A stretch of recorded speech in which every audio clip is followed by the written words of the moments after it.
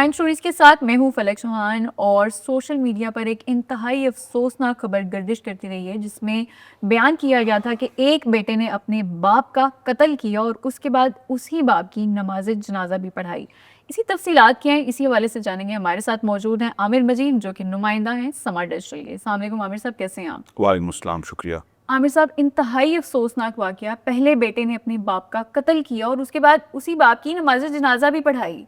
कोई निदामत, कोई शर्मिंदगी नहीं थी, तफसीलात क्या हैं? वो तो धाड़े मार मार के रो रहा था। अच्छा। जब नमाज जनाजा के वक्त लोग मिलने के लिए आ रहे थे, उसको हौसला देने के लिए आ रहे थे, वो धाड़े मार मार के रो रहा था। ऐसा लग रहा था कि उसके सर के ऊपर से जो है वो कोई साया उठ गया हो, उसके पाँव के तले से ज़मीन निकल गई हो। वैसे भी किसी का बाप इंतकाल कर जाए बिल्कुल तो यही आलम होता है। बिल्कुल। लोग बड़े उससे हमदर्दी कर रहे थे, हाँ। लेकिन ये पूरा सिनेरियो ही चंद घंटों में तब्दील हो जाता है। अच्छा। हाँ फलक, ये वाक़या है 10 जून रात 9 साढ़े 9 बजे का। ठीक है। थाना करोड़ है और उसकी हदूद है, और नहर किनारे जो है एक शख्स की लाश मिलती है। ठीक है। फलक, पहचानने में ज़्यादा वक्त नहीं लगता क्योंकि बिल्कुल। जो मकतूल है वो इस इलाके का नामी गिरामी जो है वो शख्स होता है। ठीक है। वहाँ से गुजरते हुए एक शहरी की नज़र पड़ती है कि रात के वक्त नहर के पास कोई चीज़ पड़ी हुई है। जब वो अपनी मोबाइल की टॉर्च ऑन करता है तो देखता है कि लाश है। ठीक है। और लाश जो है वो राना मुख्तार उर्फ नौशी की है। ठीक है। अच्छा, मैंने जैसे आपको कहा कि वो अपने इलाके में जाने पहचाने शख्स थे। बेसिकली वो एक सिविल जज हैं और उनके पास जो है वो कोर्ट मुहर्रर थे। तो अदालतों में जो केस होते हैं, जो गांव देहात के लोग होते हैं, वो वहाँ पर जो अमला तैनात होता है तो उनको बाखूबी जानते हैं। ठीक है।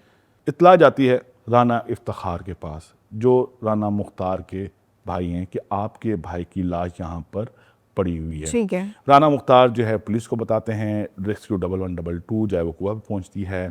इसके अलावा जो फोरेंसिक टीम है वो वहाँ पर पहुँचती हैं, शवाहिद इकट्ठे किए जाते हैं, लाश को पोस्टमार्टम के लिए अस्पताल मुंतकिल किया जाता है। पोस्टमार्टम होता है और लाश वर्षा के हवाले कर दी जाती है। अच्छा, पहले पुलिस जो है ये शुबा ज़ाहिर करती है कि शायद इनको डकैती मज़ामत पर कत्ल किया गया है। जो राना इफ्तिखार हैं वो पुलिस को ये बयान देते हैं कि जब उनका भाई घर से निकला तो उसकी जेब में 30,000 रुपये और मोबाइल फ़ोन था, लेकिन जब उनकी लाश बरामद होती है तो ना ही उनके पास मोबाइल होता है और ना ही उनके पास पैसे होते हैं। लाश के पास से कोई चीज़ बरामद नहीं होती। अच्छा, पुलिस ये सस्पेक्ट करती है कि ये रात के वक्त जो है डकैती मज़ामत हुई और मज़ामत के दौरान एक शहरी का कत्ल हो गया। पुलिस तहकीकात का आगाज़ करती है, लाश वर्षा के हवाले कर दी जाती है।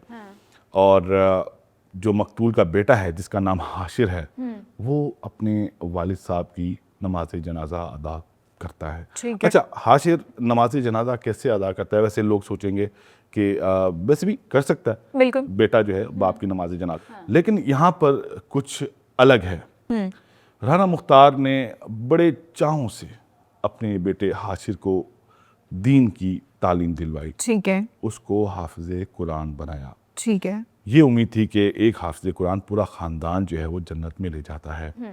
इस उम्मीद के साथ उन्होंने उनको दीनी तालीम दिलवाई और पूरे इलाके में ठीक है जो हाशिर है उसको एक इंतहाई दीनदार इंसान समझा जाता था, इज्जतदार समझा जाता था। और जी बिल्कुल ऐसे। और जब नमाज जनाजा अदा करने का वक्त आया तो हाशिर ने कहा कि मैं अपने वालिद की नमाज जनाजा अदा करूँगा, तो लोगों ने उसको वेलकम किया और एक बड़ी तादाद, जिस तरह मैंने आपसे कहा कोर्ट मुहर्रर लोग अपने मसाइल लेकर कोर्ट आते जाते हैं, बड़ी तादाद में लोग इकट्ठे थे और उन्होंने नमाज जनाजा में शिरकत की और हाशिर को हौसला दिया जो कि धाड़े मार मार के रो रहा था। अच्छा फलक, यही नहीं कि नमाज जनाजा अदा करवाता है, उसके बाद हाशिर ठान लेता है कि वो अपने बाप के कातिलों को पकड़वाएगा। ठीक है। वो पहुंच जाता है पुलिस वालों के पास और पुलिस को प्रेशर करता है कि मेरे वालिद के कातिलों को फौरी गिरफ्तार किया जाए। ठीक है। पुलिस उसको मुतमईन करने के लिए कहती है कि हम अपनी कार्रवाई अमल में ला रहे हैं, हम पूरा वो रूट मैप तैयार कर रहे हैं, ठीक है। हम इलाके की जियो फेंसिंग भी कर रहे हैं,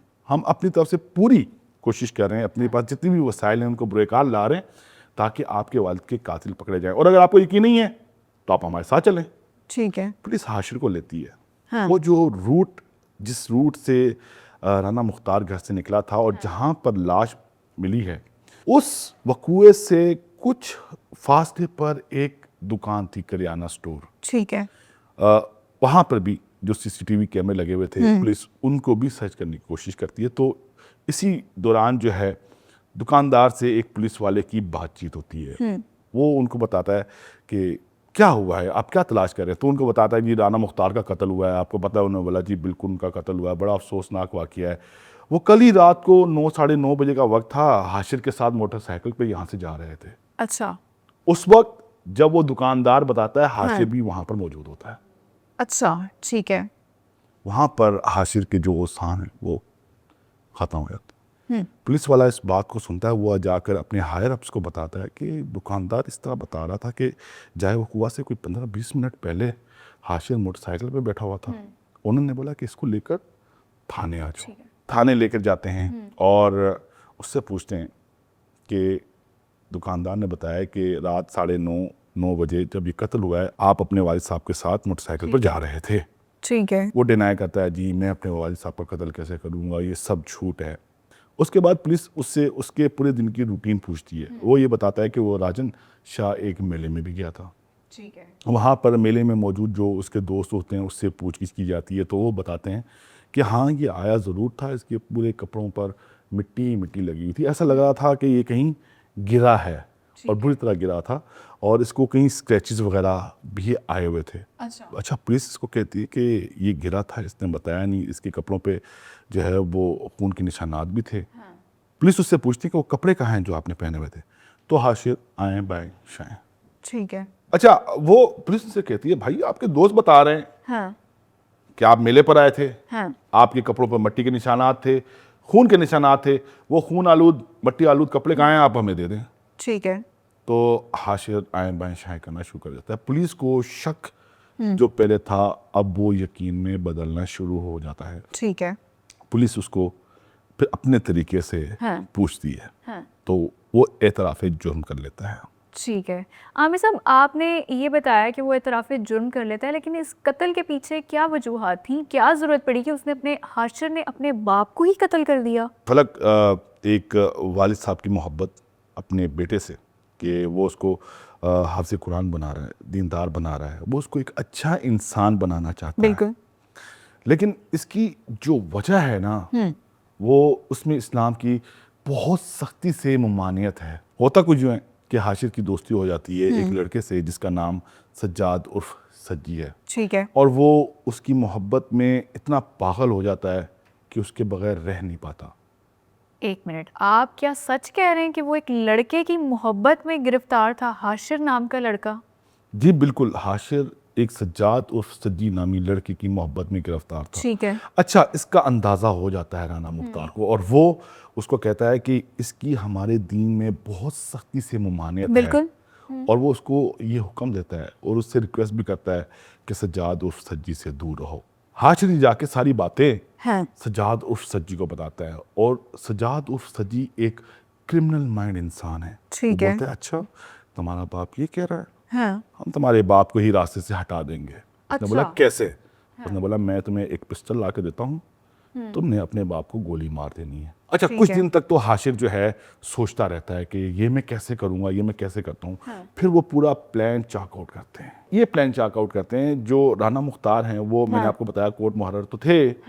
इसके अलावा उनका एक अपना प्राइवेट छोटा सा बिजनेस था। वो बकरे लेते थे, बेचते थे, कुर्बानी पर बकरे लेते थे, बेचते थे। ये उनका एक छोटा सा कारोबार था। ठीक है। अब हाशिर ने क्या किया, ये 10 जून की बात है कि अपने वालिद साहब को बताया कि मेरे एक दोस्त के पास बकरियां खड़ी हैं, अगर आप चल के उसको देख लें। ठीक है। तो वो कहता है कि हाँ ज़रूर, बिल्कुल चलो चल के देखते हैं। तो वो जेब में कुछ पैसे, जिस तरह राना इफ्तिखार जो मकतूल के भाई हैं उन्होंने बताया कि 30,000 रुपये और मोबाइल लेते हैं और मोटरसाइकिल पर बैठता है राना मुख्तार और उसके पीछे बैठते हैं हाशिर साहब। वो जा रहे होते हैं कि हाशिर एक जगह जहाँ पर अंधेरा ज़्यादा होता है और रश नहीं होता, वहाँ पर चलती बाइक पर गन लोड होती है, अपने बाप को पीछे सर में गोली मारता है।